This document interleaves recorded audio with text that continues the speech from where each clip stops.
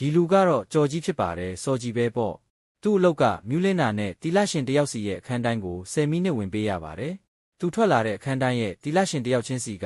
အပြင်ရောက်တာနဲ့စိတ်ကျေနပ်မှုတွေအပြည့်နဲ့ထွက်လာကြပါတယ်အားလုံးပြီးတာနဲ့တီလာရှင်တွေကဆွေးနွေးပွဲလုပ်ကြပါတယ်နောက်တစ်ရက်ရောက်တော့ကြော်ကြီးကသူငယ်ချင်းတွေနဲ့ပေါတူးပေါင်းမိပြီးပင်ပန်းလာတော့ရေလေးတောက်ပြီးခဏကြာမှစက်ပစ်တီးချန်ထဲမှာပေါင်းတင်ရပါတယ်ကြော်ကြီးပေါင်းတင်နေုံမှာပဲတီလာရှင်တယောက်ကစက်ပစ်တီးစားခြင်းစိတ်ပေါ်လာခဲ့ပြီးသူငယ်ချင်း2ယောက်စက်ပစ်တီးသွားကူဖို့ပြောလိုက်ကကြော်ကြီးပေါင်းတင်တဲ့နေရာကစက်ပစ်တီးကကြီးတော့ဒုံးနဲ့မရမကလန်းထိုးနေတော့ကြော်ကြီးကဘာလုပ်တာလဲဆိုပြီးကြည့်လိုက်တော့စက်ပစ်တီးစားခြင်းလို့ပါလို့ပြောဘူးမကြခင်မှာမောင်ကျော်ကြီးကတီလာရှင်နှစ်ပါးကိုသူကူးလာတဲ့စက်ပစ်တီးကျွေးမယ်ဆိုပြီးကူတစ်ခုကိုခေါ်သွားကစက်ပစ်တီးတွေဝကျွေးလိုက်ပါတယ်